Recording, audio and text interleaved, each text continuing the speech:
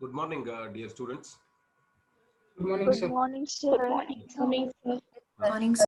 Morning, sir. Good morning. this is same Raghavan. You would be a little surprised to see me with a different appearance. Okay, uh, fine. Uh, we are going to start up now atomic structure chapter, which is one of the basic chapters in first PUC. And some of you have attended the other batch, which was already commenced sometime back, and probably partly you would have understood, and partly you wouldn't have understood also. Uh, just there was little time. We thought to not waste the time, and we wanted to join you into the batch. And some of you wouldn't have understood that. I understand. Okay, so fine. Today we are going to start up the first chapter, that is structure of atom or atomic. No problem. Since it is my first class, I formally introduce myself to you. I am Professor Raghavan, and I'll be taking chemistry. There are two teachers now for you for chemistry, myself and Sandeep R. Kumar. Okay, Professor Sandeep R. Kumar will take a part of chemistry. We both will share. And fine. Apart from that, to speak about little things in general. Okay, so see, in first year PUC, you must know that we are going to have at least 6 to 8 folds more syllabus when compared to 10th standard. Okay, so huge volume of syllabus. How to manage huge volume of syllabus? Will it be damn difficult? No, it is not so. To be frank, in life, nothing would be difficult. The approach should be proper.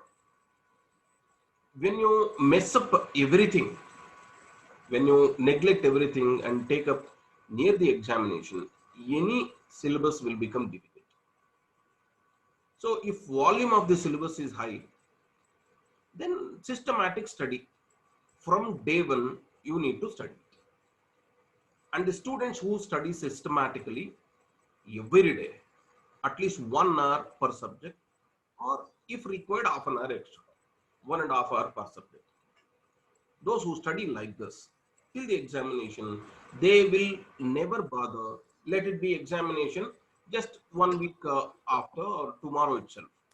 They just need to revise and get ready for the examination. So, everyday study will bring you success, and huge volume of syllabus can be effectively managed by proper thorough revisions. Okay, so you need to revise the syllabus almost every day. How is it possible? For example, today you will start with 1 hour. When you study tomorrow, you have to revise today's syllabus that has been studied, day one syllabus on day two, for 5 or 10 minutes. Okay, on the day three, you have to revise again for 5 or 10 minutes, day one and day two syllabus. So every day you should see to it that at least 15 minutes the syllabus that has been completed will be studied, so that every day every chapter would become the formula of the study, and you will not forget anything. So you should see to it that nothing evaporates from your mind. If nothing evaporates, then in the examination it becomes very easy.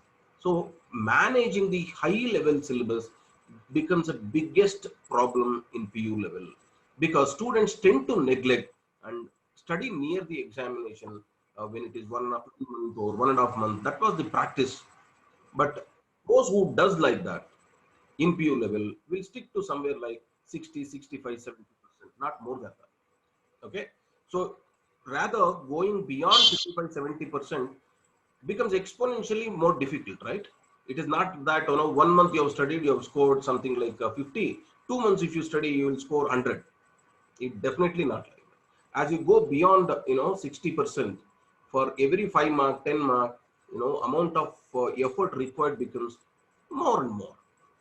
So if you are the student who has to aim at 100% results. Okay, so when you aim at 100% result, then only you can get better ranking. So always aim high. Don't think that for me around 75, 80% is sufficient. Then you will get 50, 55%. Okay, So don't take things neglect, because this year is going to define your career, your prosperity later.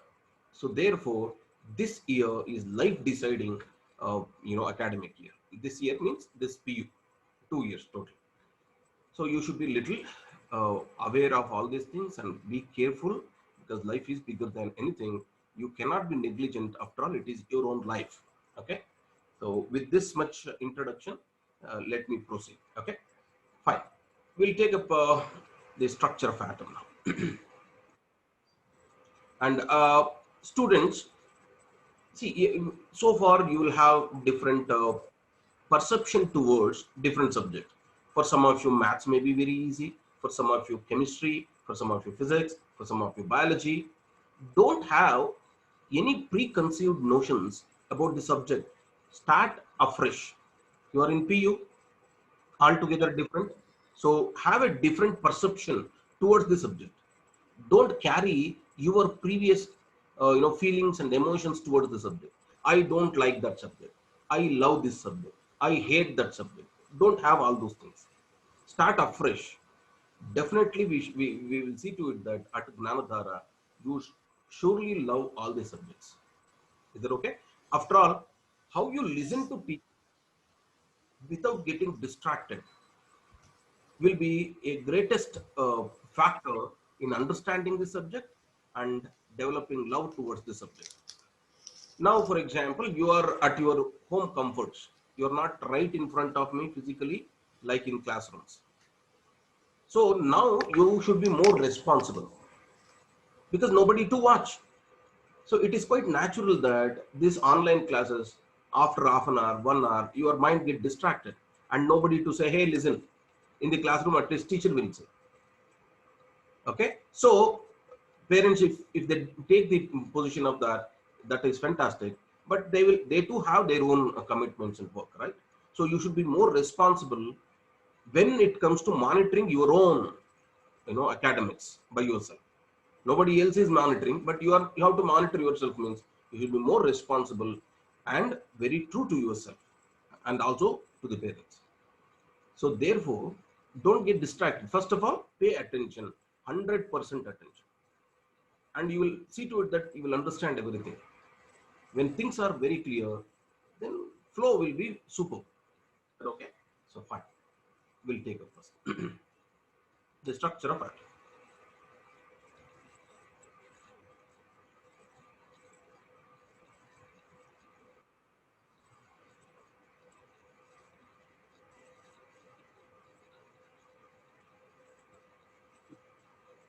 Okay. Now, this was the question way beyond before, uh, in the commencement of 19th century, that also. So there was one question for all the scientists then, that what is there in the matter? What is there in the matter? Matter is there in the form of gas, liquid, solid, but what is it there containing? That was the question. You know, first scientist who gave the concept of atom was Mr. John Dalton. Okay. So in 1808,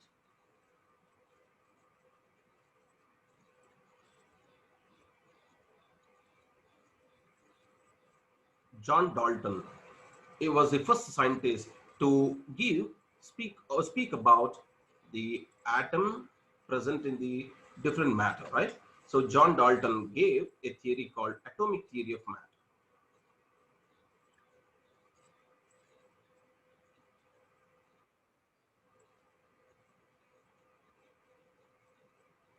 Atomic theory of matter. This you are going to study in another chapter in brief. According to atomic theory of matter,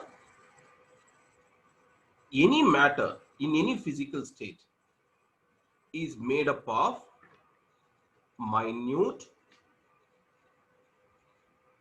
indivisible,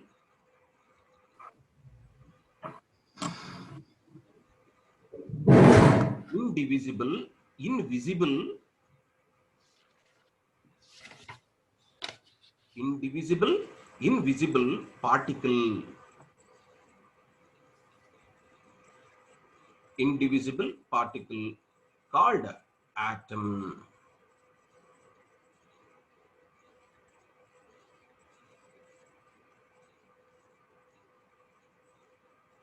Called atom. So you see, it is minute, indivisible, invisible particle called atom. This was the concept first given by John Dalton. Of course, before that also concept was there slightly, but complete idea was given by John Dalton. This idea of John Dalton, atom's idea of John Dalton of invisibility, indivisibility, it was there sustaining for decades. He told he was very influential. He told everybody believed so, and for many almost decades, almost a century, the idea was prevailing like that. Okay, so a scientist later, okay, a scientist by name, what's it?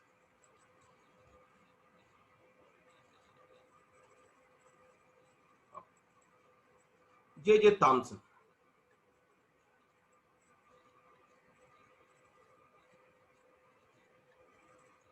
He conducted some experiments.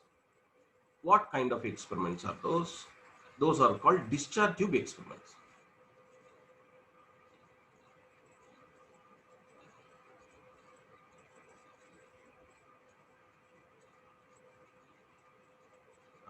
Discharge tube means simply there will be a glass tube. The word may be sounding very technical, discharge tube like that. There is a glass tube, and here there will be electrodes, positive and negative electrode, connected to a battery, external source, like this. And they would have taken some gas here at low pressure, applying high potential. So he observed some kind of radiations. This is discharge tube experiment. Okay. So based on this, he checked with different gases. He found out same particle emitted. Okay. So those particles emitted were called anode rays.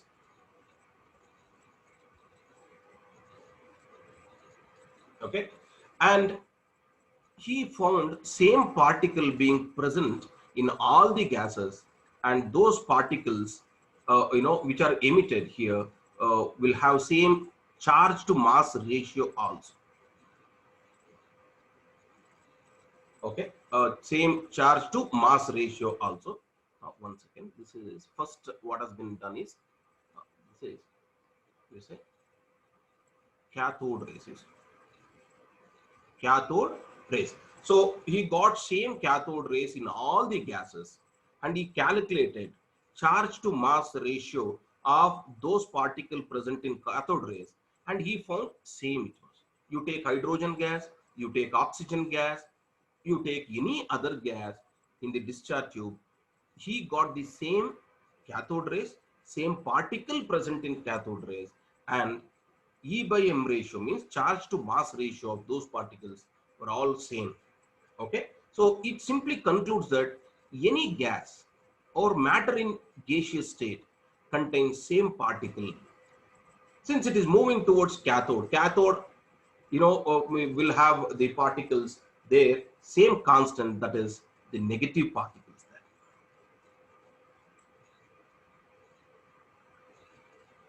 Negative particles. These negative particles were later called electrons. These negative particles were later called electrons. And J.J. Thomson finally has been given the credibility of discovering these electrons. Okay, these electrons were discovered by J.J. Thomson. It is the symbol of the particle electron. Later, people started thinking. Sir, I have a doubt. Sir, that after he obtained same cathode rays in all the gases, can you explain after that, sir? I didn't get it. That means he took hydrogen. He got some particles in the rays. He calculated E by M ratio. He got some value. Yes, sir. Next, he took oxygen. He got the same rays. He calculated E by M ratio of the particle. This ratio value was again same. He took some different gases. E by m ratio of the particle was same. What does it mean? All the gases are made up of same particles. Yes, sir. Thank you, sir. And that was called as electron. And it is given the symbol E. And electrons were found containing negative charges. Okay. So this is what the conclusion. And Yes, later, scientists started thinking like this. If there is negative particle in the matter, that is gaseous state, there should be positive also, because any matter existing in the nature must have neutrality. If negative particle is there, there should be positive particle also. Correct, no? So therefore, they started doing some, experiment of this cathode rays with slight alteration in the electrodes. They took some perforated anode, that's all. Okay, here some perforated electrodes they took. So based on that, they discovered some anode rays.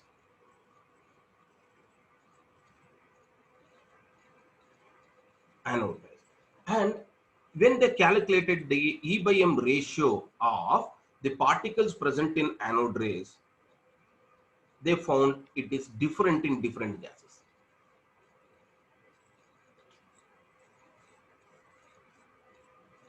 Different gases. Okay. So anode rays which were obtained in different gases had particles. Those particle charge to mass ratio, E by M ratio, was different for different gases. And E by M ratio of hydrogen was highest.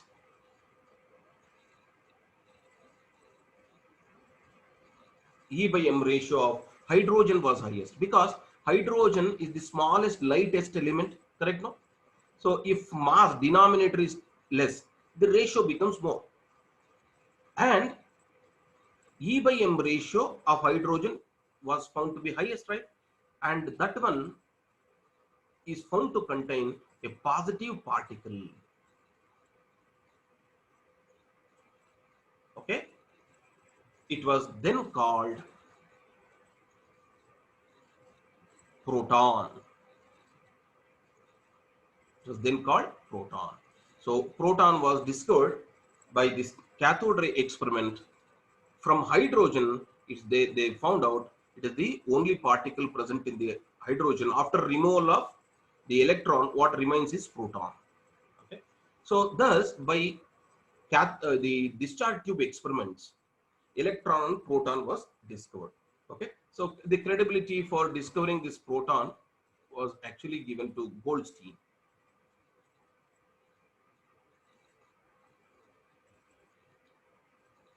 Goldstein. Okay. J.J. Thomson proton, Goldstein. J.J. Thomson electron, Goldstein proton, and Dalton the concept of atom. Okay. Now, if you think what Mr. John Dalton told, atom is there in every matter, but he told it is indivisible. That means atom cannot be divided. But later experiments have proven that atom also is made up of small particles like electron negative, proton positive. So indivisibility concept of John Dalton was abandoned, and thus the theory also got abandoned. Okay.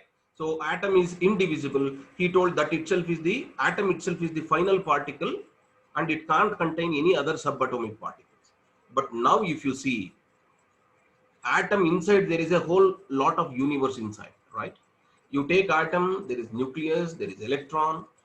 Go inside the nucleus, there is proton, neutron. Go inside the proton and neutron, there are small particles where proton and neutron are also found made of. They are called quarks.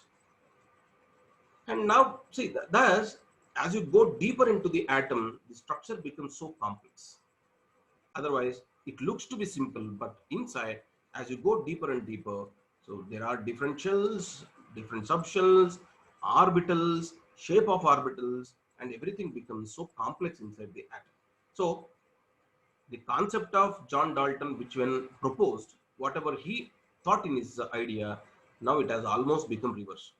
It is invisible. Now indirectly, you can even visualize the atoms. indivisible concept? No, it is divisible because it is further made up of other particles. Okay, so thus concept of atom keeps changing, okay, as theories were proposed. In this chapter, we'll study some of the theories also and understand how exactly the concept of atom has been evolved over decades. Sir, can you scroll up, sir, one? Tell me. Sir, can you scroll up?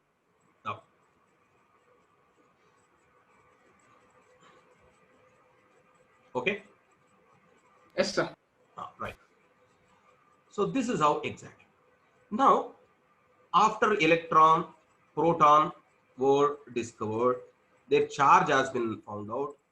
Okay. So by an experiment called Millikan oil drop experiments. Okay. So charge has been, let me put that point. Charge on electron and protons were determined by an experiment called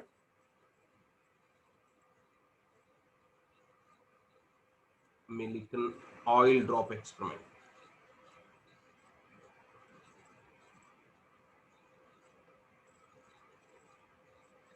Meanwhile, a scientist by name James Chadwick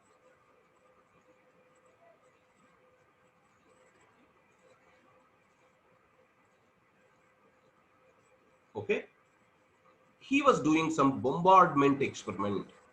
Okay, what is that bombardment experiment? Okay, see here, he took beryllium, its atomic number is 9. See, you know what is atomic number, right? Every element will have its own atomic number, mass number and everything. Beryllium was bombarded, it got hit by alpha particles, alpha rays otherwise. Alpha rays are high energy radiations and alpha rays are very similar to helium nucleus. That's why alpha rays, we represent them as 2 He4 lines. When alpha rays being high energy radiation, they hit the beryllium, they just get transformed. That means beryllium converts to other nucleus itself. That means beryllium becomes carbon 6, 12. Now you have to balance it. It is like any other chemical reaction. It is not a chemical reaction. It is like chemical reaction. Then what do we call these kind of reaction where beryllium itself got transformed into carbon? It is called nuclear transmutation reactions. Nucleus only transforms. That's the meaning. So beryllium, when got hit by the alpha rays, beryllium got transformed into carbon. 4 atomic number you have to add. 4 plus 2, 6, balanced. 9 plus 4, 13, but you have got only 12 here. Then what about difference in mass number? Difference in mass number is emitted as a particle. Okay. Electron. Now they wanted to know what is this particle. So they tried to pass these particles under external electric field. You know, positively charged particles, cations, will be moved towards cathode. Negatively charged particles will move towards anode. Always, if charge is there, these particles were undeflected. Undeflected, that means they never got attracted towards any electrode. Undeflected by anode or cathode. So what does it mean? So they doesn't have charge, so they must be neutral.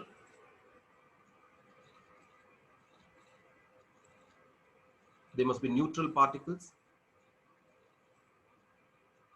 and these particles were then named as neutrons. N is the symbol. Okay, and thus James Chadwick has been given the credibility of discovery of neutrons. So now there is electron negative, proton positive, and neutron also inside the atom, which is neutral. Okay, so these 3 particles were then called the fundamental particles which is atom made of.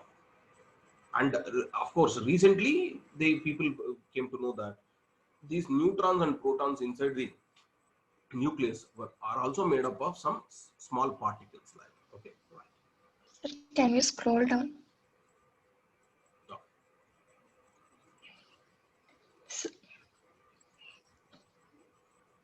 So up one.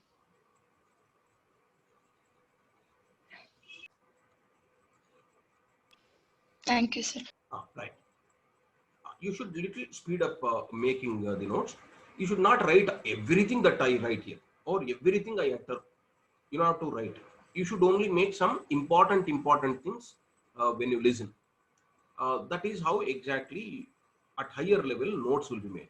Like for example, he conducted an experiment called discharge tube experiment. You know, he conducted an experiment. That's not required.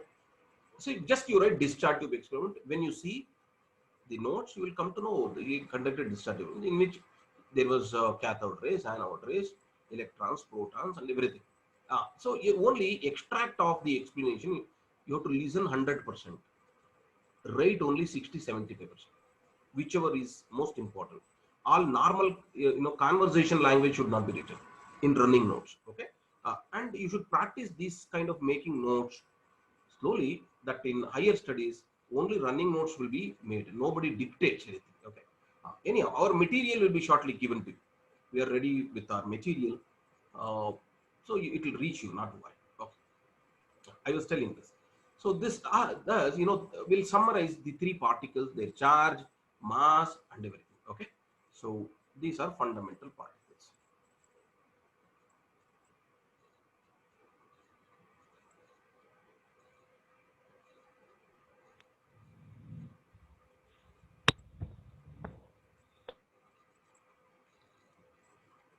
Okay, fundamental particles.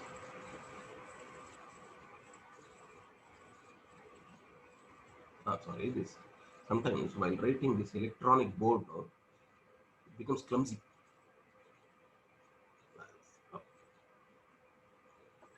Fundamental particles and their properties. When I say properties of fundamental particle, it is mass and charge. Okay, we'll make a table here, right?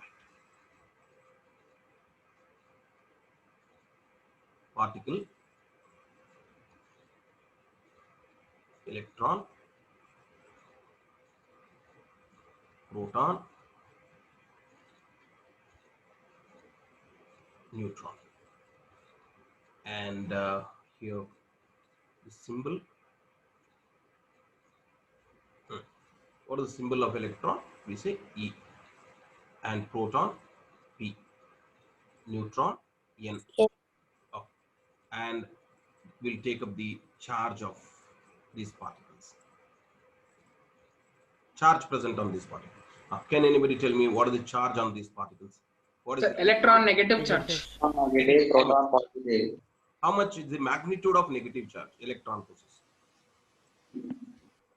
Minus 1.602 into 10 raised to minus 19 coulomb. Coulomb is the unit of charge. And what is the charge on proton? It is equal in magnitude, opposite in sign. So proton is positive, it is plus 1.602 into 10 raised to minus 19 coulomb. What is the charge on neutron? 0. 0. What is the charge? 0. Okay. Similarly, we'll take up next. It is the mass. Which particle of the three has negligible mass? Electron. Electron. What is the mass of electron? Anybody? 9.1 into 10 raised to minus 31 kg. That means 0.3091. Okay, so it goes there, which is highly negligible mass. You just can't imagine. Okay, so what is the mass of proton? 1.672 into 10 raised to minus Yes, 27 kg. 27. And mass of neutron is very slightly higher, almost same, 675 into 10 raised to minus 27 kg. Is that okay? So this is how exactly you need to remember these values of mass, charge, and everything. Okay.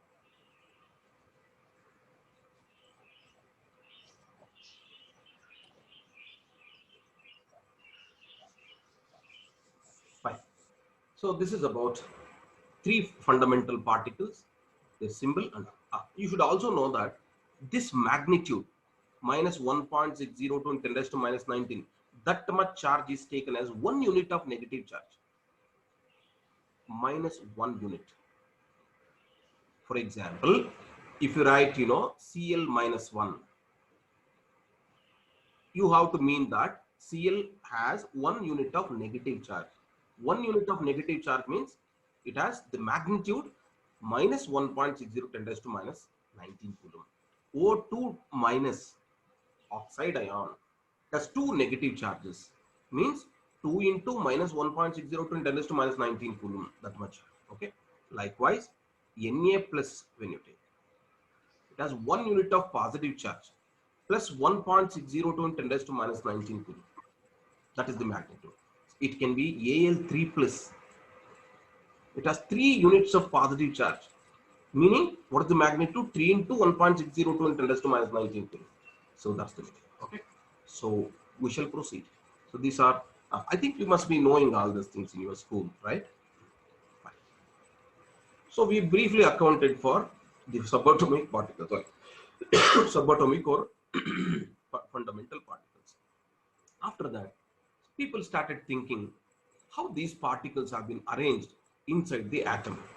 So now it's about the theories that proposes the structure for the atom. Okay. So we'll take. First, some of the theories were proposed, of which some significant ones are Thomson,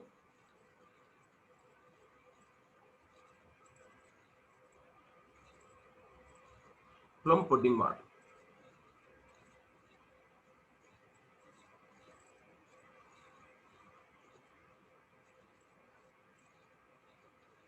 Thomson, plum pudding model. Same J.J. Thomson, who proposed the proton, he gave the first model of an atom. According to Mr. J.J. Thomson, sorry, atom is spherical.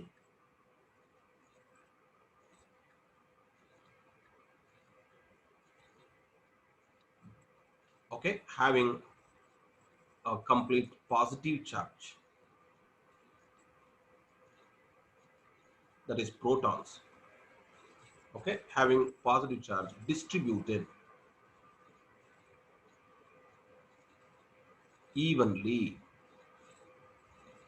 Okay, in the entire spherical structure of the atom, positive charge is uniformly distributed, and the negatively charged particles, that is electrons, are embedded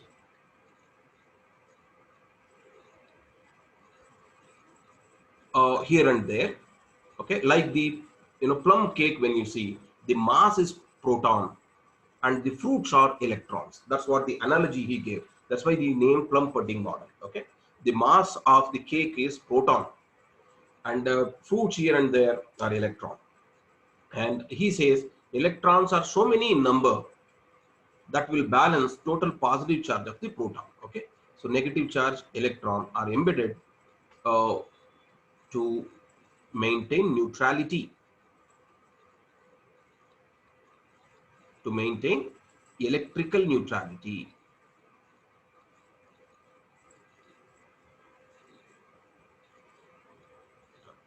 This theory was too fundamental one. It only accounted for electrical neutrality, nothing else. What do you mean by nothing else? See, matter, when you take, it has its own properties. Many properties are seen for matter, right? Now, whatever we study in science is all about properties of matter. Now, if some theory proposes structure of atom like this, the theory should also account for properties. If structure of atom is like this, what are the properties? How do you explain? The theory failed to explain any property, be it bonding, be it spectrum, be it anything. So the theory, they only maintained electrical neutrality. That's all. Okay. The theory miserably fails. Next. Another important theory which was significant in terms of its concepts was Rutherford. Sir, can you scroll up, sir, 1 minute? Oh.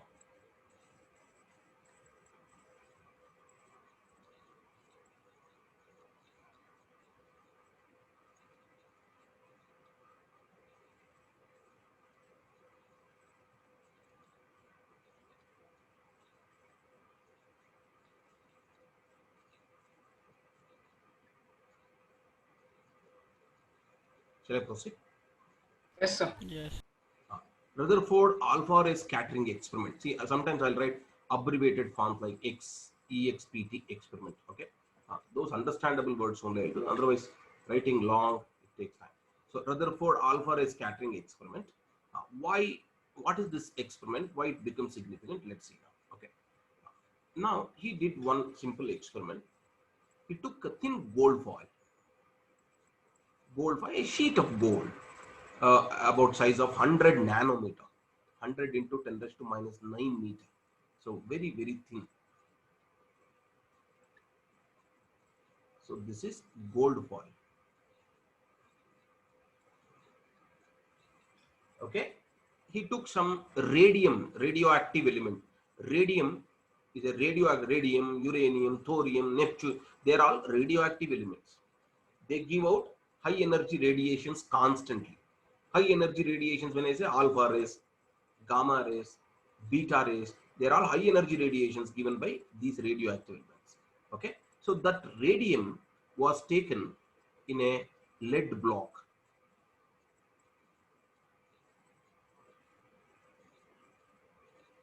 This is lead, and inside there is radium. Lead is little stable towards radioactivity, so that's why they have taken lead container. That's all. Okay, so lead block. Lead is Pb, right? Inside is radium. Ra is the symbol. Now it is giving out radiation, energy radiation. These energy radiations were made to pass and hit the gold particle. When they hit the gold particle, since the gold foil is too thin, alpha particles and all those rays can pass through. They can just cross. When they cross, the observation is made on the other side after the gold foil. How to make observation? These alpha particles are invisible now. So for that, there is some arrangement here. Okay, that is, they are going to take some screen here. Okay, a screen which is circular like this.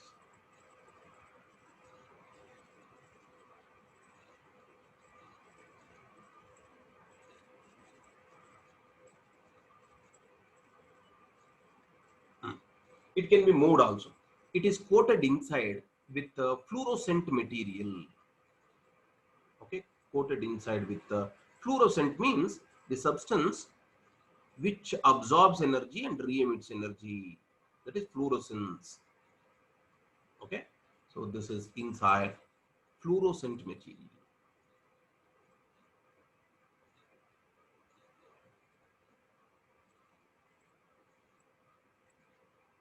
That is, the substance is zinc sulfide. It's a fluorescent material. When energy radiation hit, it absorbs that energy and immediately it gives one light ray, light flash. That flash given is called scintillation also. Okay, so this is zinc sulfide screen.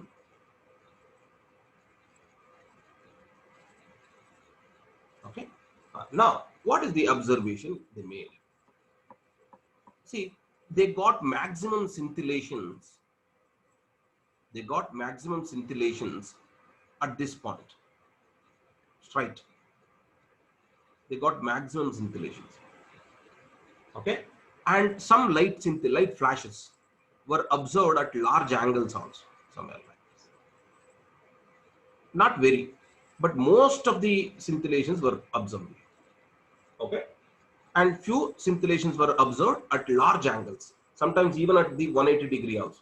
Okay, now they wanted to check whether some scintillations will be obtained backside the screen also. Since it is circular and movable, they moved it like this behind the gold foil. And behind the gold foil, when they brought, by taking out the radiation from all radium, they will cut off radiations first and then move the screen backward. They got some scintillations here also. Something. When I say some scintillation, it is very rare. Let me show it less only so that you will get physically the same meaning.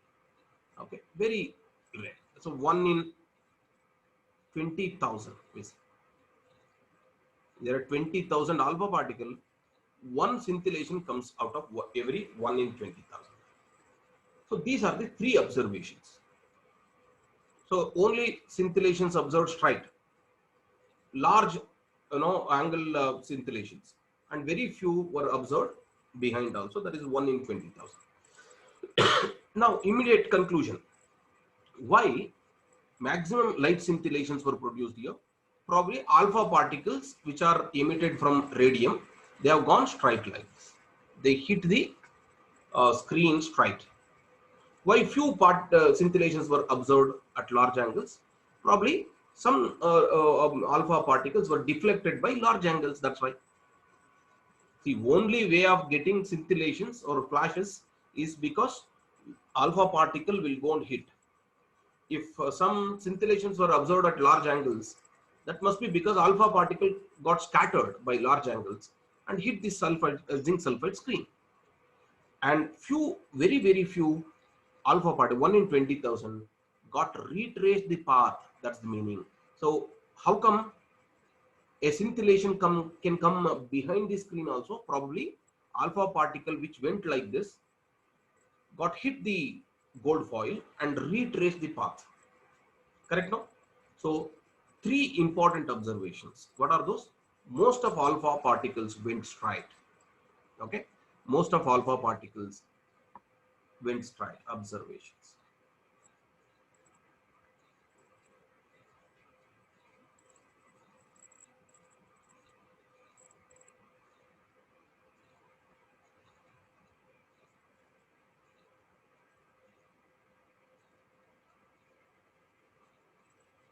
So went straight, undeflected. That's the meaning. Okay. Few alpha particles deflected by large angles.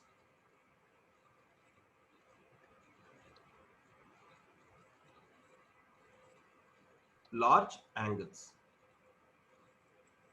And very, very few. 1 in 20,000 K, 20K I say. Okay, retraced the path. Correct. These are the 3 observations. Okay. So now Sir, deflected in large. Once again, you got muted. Sir, the deflected by large angles, I didn't get that, sir. Can you explain that again, sir? See, you can always assume like this. Let me draw a diagram here. These are all the fundamental experiments. In this chapter, these experiment doesn't weigh for board exam or annual examination. But anyhow, you are asking, I'll spend a little time on this. Let's say this is the gold foil, right? Gold foil has been taken. That gold foil contains gold atoms. When we look back by knowing the atom structure, and this would have happened like this. There is nucleus. I'm going to explain the same thing also. Observation. Okay, like. So this is the gold atom inside the gold foil. I am just taking one atom reference and explaining the 3 phenomena observed. Okay. And now here is the zinc sulfide screen. Let's see. Here is the zinc sulfide screen. Now alpha particles come. See, when alpha particles come, they go straight. Why? Because the atom is by and large empty. Right. So since atom is empty, they go straight like this. They hit the zinc sulfide screen straight like that. And whichever the alpha particle go nearer to the nucleus, okay, will be get deflected by large angles like this. This is large angle deflection. Okay, they get deflected by large angle. That is what we mean by saying got deflected. I think you got the idea of that point, right? Yes, sir. And very few particles which go straight and hit the nucleus there will retrace the path back.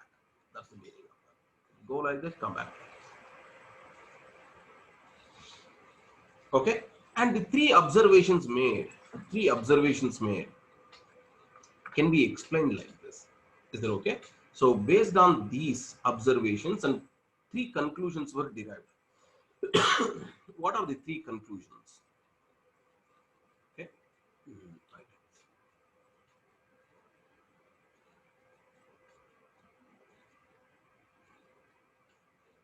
So atom is largely empty.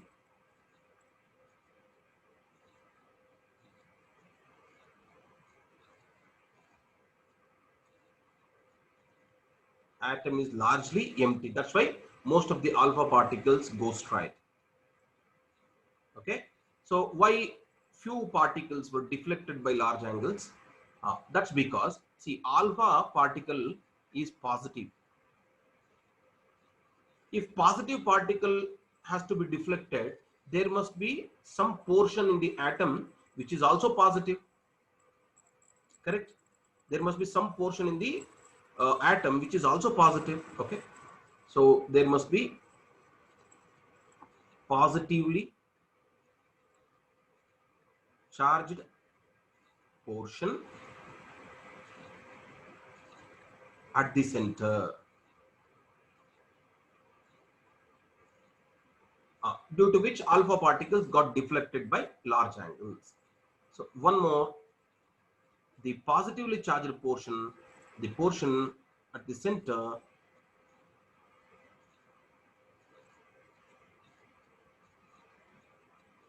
is massive.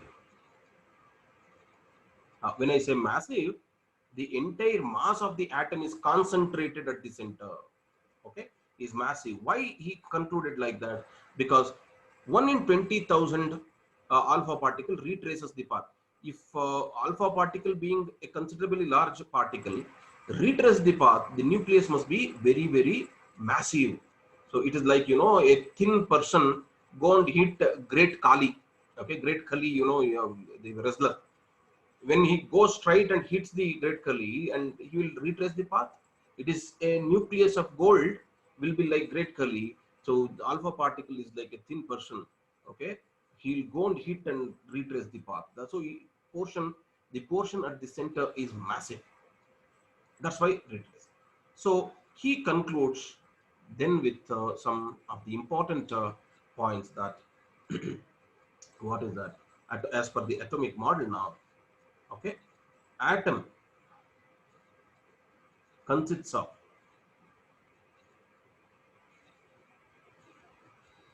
positively charged massive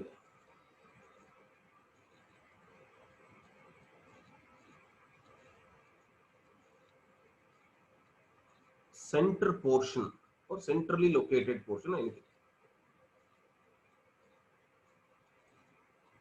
called nucleus. He coins the term nucleus.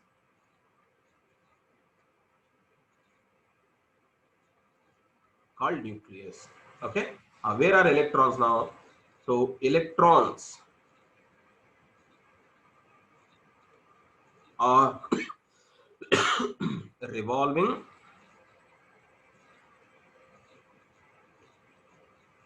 around nucleus in different circular paths. Sorry, in different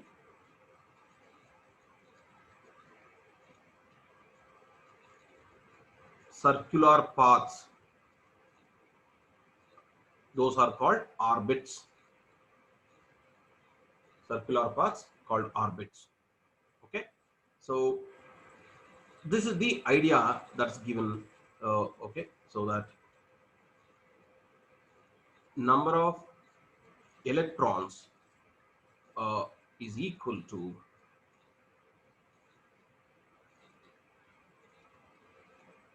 number of protons, such that atom is neutral.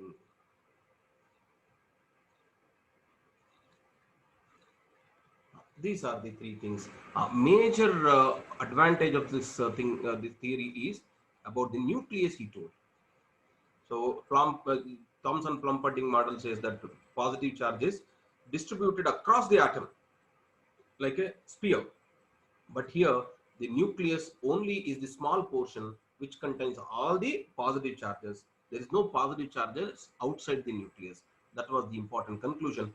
And now, if you think of an atom, we still now basically remember or imagine the atom as given by Mr. Rutherford, right?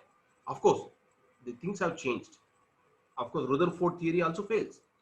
But still, the theory is considerable for the reason that when we write atom, there is a, like for example, I just wrote a, how did I write? Nucleus at the center, circular path. So we simply, basic representation is still done according to Rutherford model. Okay. Now those were the postulates. See, all these things we have idea about the atom that was given by these theories. Okay. So now nucleus is there at the center. It is positive and it is massive, and the entire mass is there concentrated only in the nucleus, because outside what is there is the electron mass is negligible. Okay, so electrons revolve around the nucleus in different circular paths called orbits. Okay, but basically the theory fails in some of the important aspects, limitations.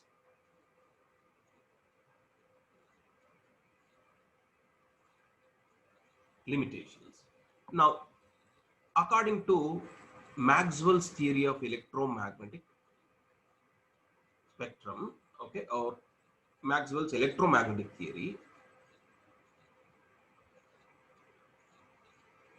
EM theory, I say electromagnetic theory, a moving charged particle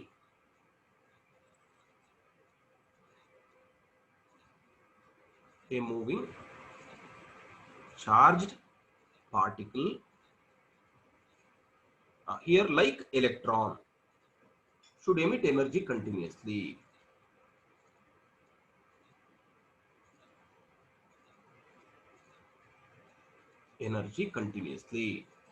If electron emits energy continuously, then it should fall into the nucleus.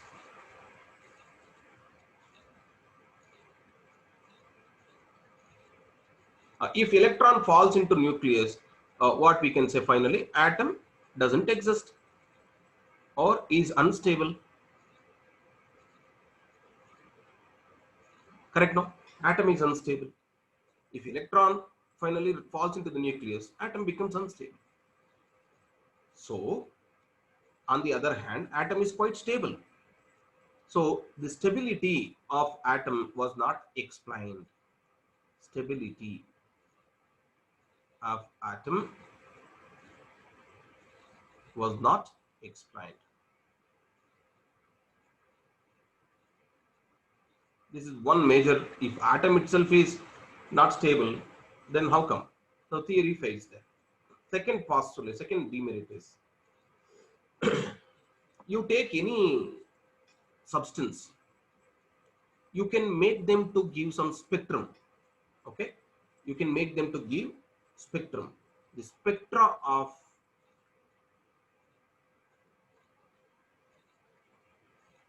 atoms was not explained.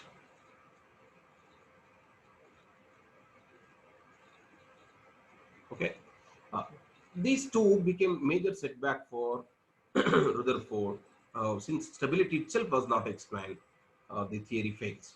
Okay, the theory after that fails. His student by name Neil Bohr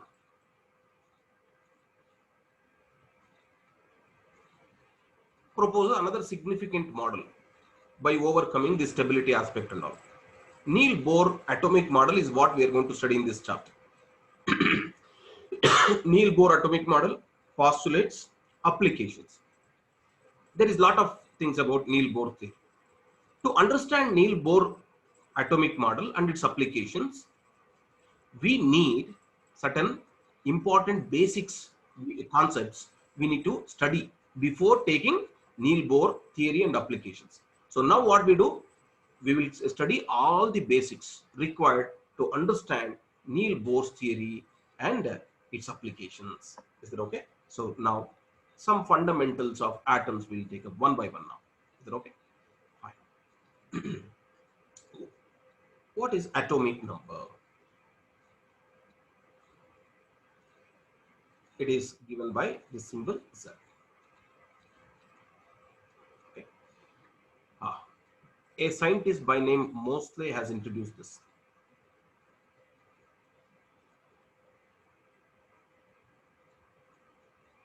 Based on X-ray diffraction studies.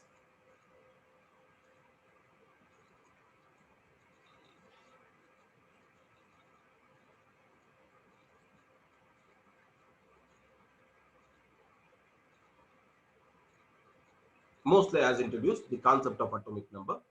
Before, people were thought that atomic weight is the property, important defining property of atoms like that. But later, Moseley, what is atomic number? Atomic number is nothing but number of Protons in the nucleus of an atom. protons inside the nucleus.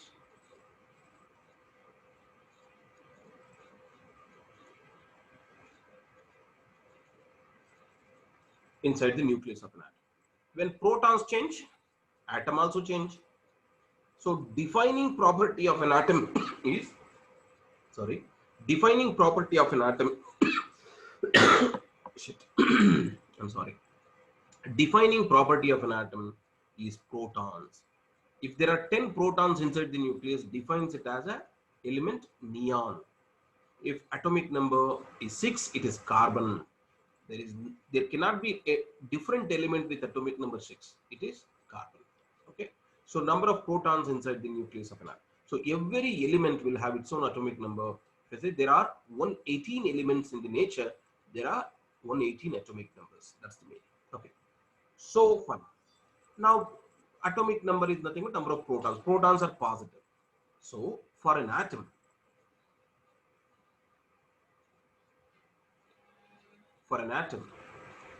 always number of protons must be equal to number of electrons. This is for electrical neutrality. That means totally atom should be neutral. For that, negative charge overall should balance positive charge. So number of protons must be equal to number of electrons in any atom for electrical neutrality.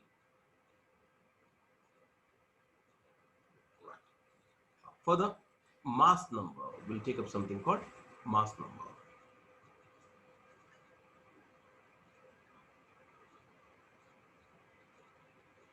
Symbol is A. What is mass number? Mass number is simply number of protons and neutrons inside the nucleus of an atom.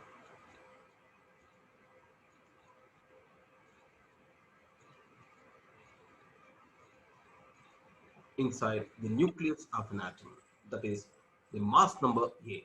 So A is equal to number of protons plus number of neutrons together. Okay. How do we represent symbol of an element?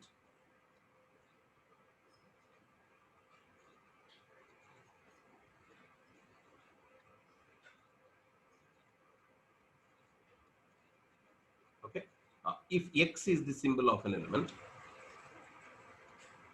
its atomic number will be written as a subscript on the left hand side, lower subscript, and mass number will be written as a superscript like this. Yeah.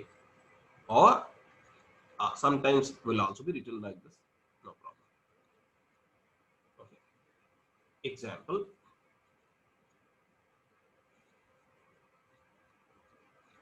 Carbon, its atomic number 6, mass number is 12.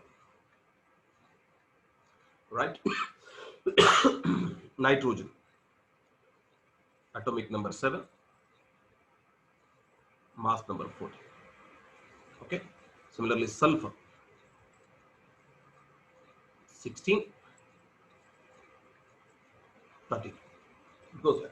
Right. Need not be always double. For example, uranium, 92,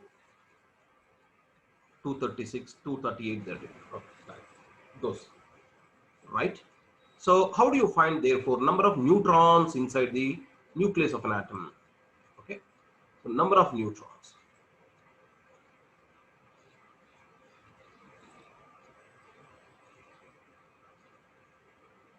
N is equal to A minus Z. A minus Z. Why? A gives proton and neutron. Z gives proton. So what remains? Neutron. Like that. So A minus Z will give number of neutrons. Therefore, can you calculate now? Let's go back and calculate now. How many neutrons are there in case of carbon? 12 minus 6, 6. 14 minus 7, 7. 32 minus 16, 16. 236 minus 92 is 144 or 140. Right. So this is how exactly we calculate number of neutrons. Let's proceed. Next. In an atom, number of electrons must be equal to number of protons always. If number of electrons is not equal to number of proton, then what would happen? Anybody? If Can you repeat the question, sir? If number of Become ions. in an atom, it becomes ions. If number of protons is equal to number of electrons, it is an atom. If number of protons and number of electrons are not equal, then it would have been atom. Okay. Sorry, it would have become ion. Ion. So ion. So what is an ion? Ion is a charged species.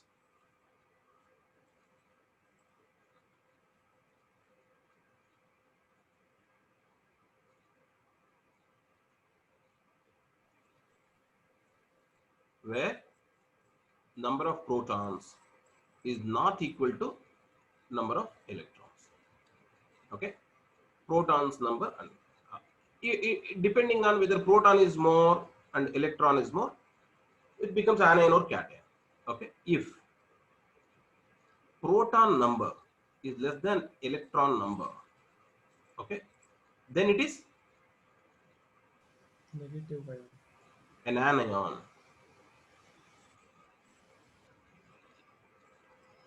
Negative ion. Correct. For example, you have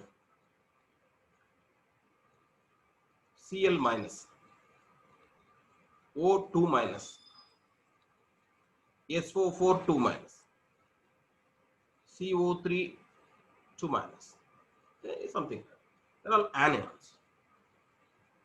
If proton number is greater than electron,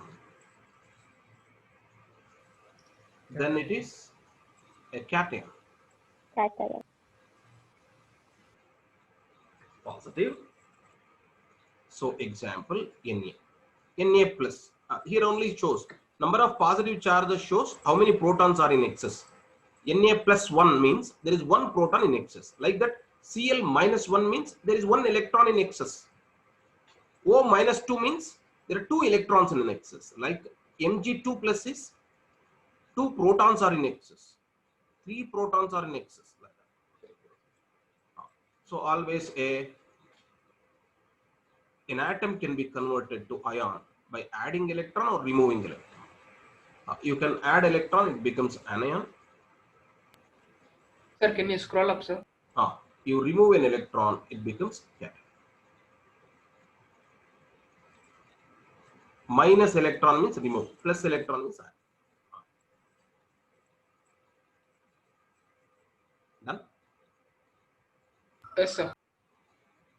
Okay. So this is about atom, ions and all. Right. Further, there is something called isotopes.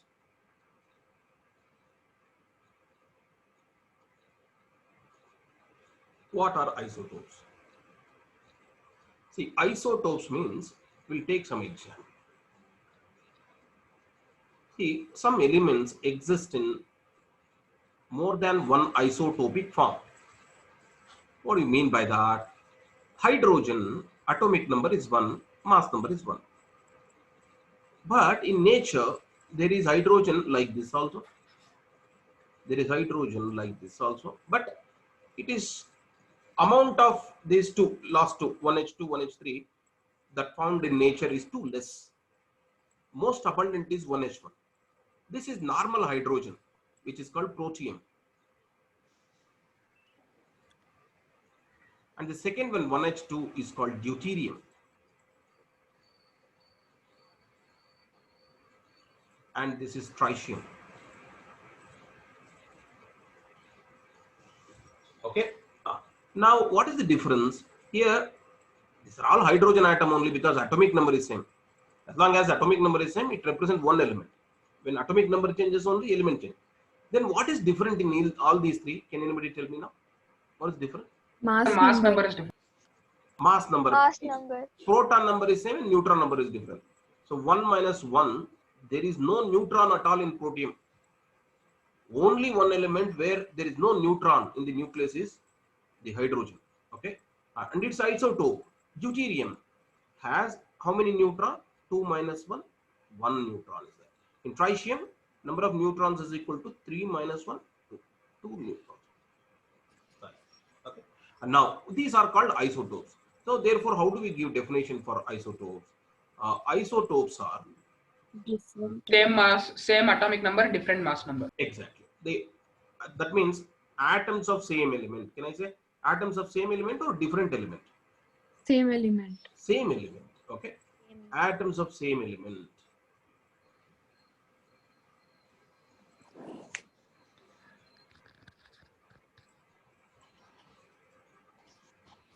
With the same atomic number,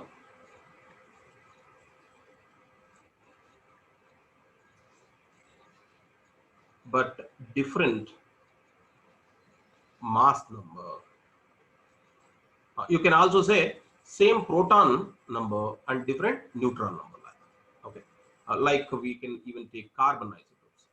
Carbon isotope, carbon 12, 612, 13, 14. C14 is radioactive. Radioactive, generally we put a star there like this. This is carbon dating to find the age of the fossils. Carbon 14 dating is done, right? So these are the three isotopes of carbon. Like that, some elements of all 118 wouldn't have isotopes. Some of them will have isotopic mixture existing in the nature. So next, isobar.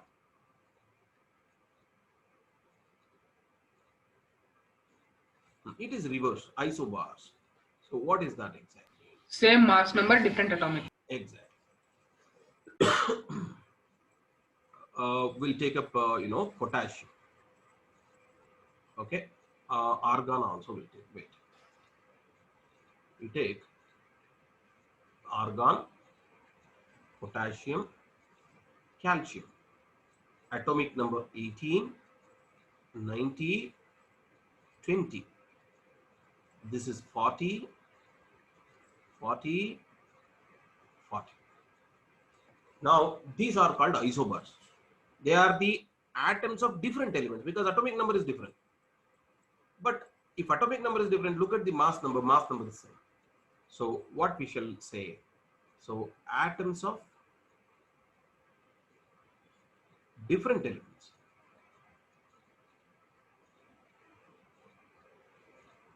with the same Atomic mass masses. number but different atomic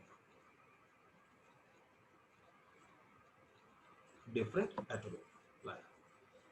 Okay, so with this, I think you have one more class, right? You have one more class now. We have Yes, sir. What time? Yes, sir. 8 8 o'clock. o'clock. 8 8 o'clock. o'clock. Right, pa. So it is 7:45. I will proceed with these basic terminologies in the next class.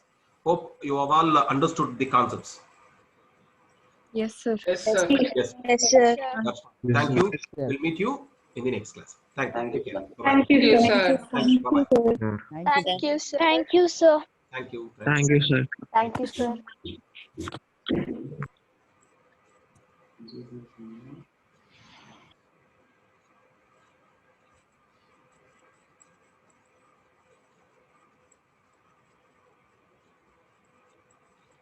Prajwal, Yes, sir.